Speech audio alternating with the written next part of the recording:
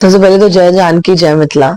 और सुपौल से ही मेरा बचपन जो है वो गुजरा है, मैं यहीं की बेटी हूँ।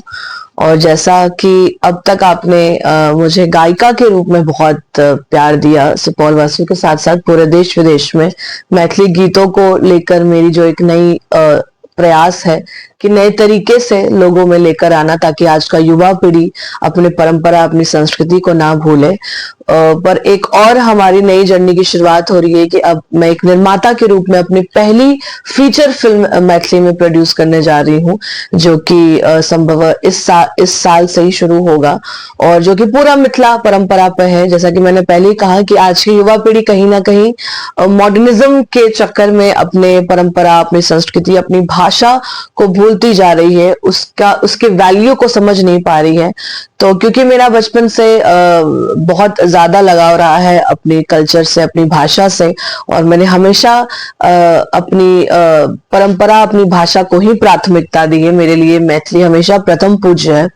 तो हम लोगों ने ये सोचा कि कुछ और अब क्या एक स्टेप ऊपर होना चाहिए अपने मिथिला के लिए, तो हमने किया, बट मैथिली के लोग के लिए क्या होना चाहिए।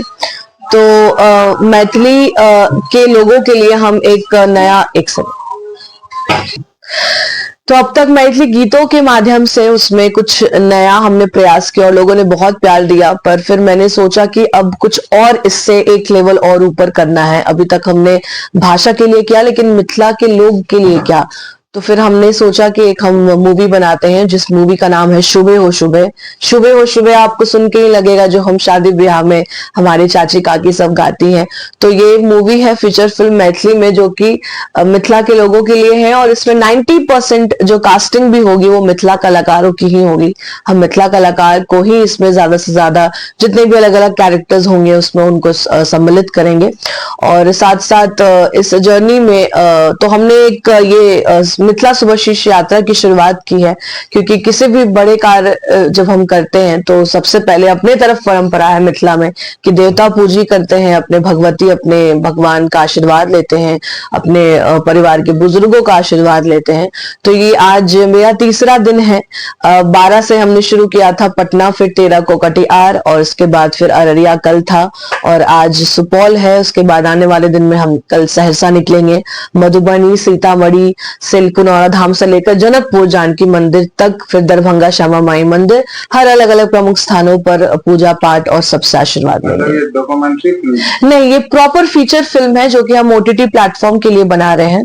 और जैसा कि मैंने पहले कहा कि ये पूरी स्टोरी है जो कि मिथिला के ही ऊपर है, मिथिला कल्चर। स्टोरी का स्क्रिप्ट का भी शेयर कर पाएं? स्क्रिप्ट तो पूरा नहीं बता पाएंगे क्योंकि बता देंगे तो उत्सुकता ही खत्म हो जाएगी। सिर्फ मैं इतना बताना चाहूंगी कि जिस तरीके से आज के मॉडर्न जमाने में हम कहीं ना कहीं शादी भी जब करते हैं तो बहुत शॉर्टकट करते हैं, फटफट फटफट पंडित जी बुलाया 5-6 घंटे में 3-4 घंटे में खत्म हो जाता है। लेकिन हमारे मिथिला की तरफ जो पहले 4 परंपराओं को बिल्कुल, तो जैसे शास्त्रार्थ होता था पहले, अब शास्त्रार्थ का कल्चर गांव में भी ऑलमोस्ट मुझे लगता है कि अब बहुत ही कम हो गया है। तो वो सारी चीजें आपको देखने को मिलेंगी। मतलब समझिए कि अगर कोई मिथिला से कनेक्टेड है लेकिन फिर भी बाहर रह रहा है और उसको मिथिला के कल्चर के बारे में नहीं पता है, तो ये 2-2.5 घंटे की मूवी एक सिलेबस के तौर पर होगा कि उनको देख के समझ आएगा कि ये है हमारा मिथिला कल्चर। और ये पूरी म्यूजिकल फिल्म होगी।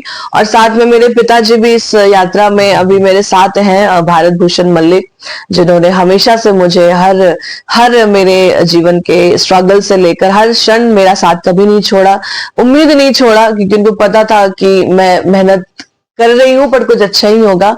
और साथ में आदरणीय श्री मंडल जी हैं हमारे साथ, संत कुमार मंडल जी, जो हमारे राइटिंग टीम के वन ऑफ द राइटर्स हैं। तो अभी इनके साथ हम लोग मिलकर स्टोरीज पर काम कर रहे हैं। और हमारा मतलब आशा है कि हम अक्टूबर सितंबर से शूट पे कास्ट को लेकर कौन है अभी नहीं, अभी ये सब सरप्राइज है। इतना मैंने कहा कि सब मिथिला से ही होंगे, तो मैं सारे इसके माध्यम से, चलिए एक क्लू बस इतना दे देती हूँ कि जो हमारा हीरो होगा वो भी मिथिला का ही होगा। तो जितने भी हीरो हैं अपनी प्रोफाइल भेजना स्टार्ट कर ले, क्योंकि आप ही में से कोई एक मिथिला के जो लाल होंगे उनको हम हीरो के रूप में चुनेंगे। और मेरा प्रयास है कि इससे हम इंटरनेशनल क्लास बनाएं, ताकि अन्य भाषाओं के लोग भी इसे समझें और हमारी संस्कृति, क्योंकि इतनी इतनी रिच कल्चर रही है, मुझे लगता है हम साक्षात जगत जननी माँ सीता की धरती से आते हैं और इतना बड़ा सुंदर इतिहास रहा है हमारा, तो वो मैथिली के साथ साथ पूरे विश्व भर में इसकी क्या वैल्यू है, क्या इसका परंपरा का क्या इतिहास रहा है, वो लोगों तक पहुंचाना बहुत जरूरी है। धन्यवाद।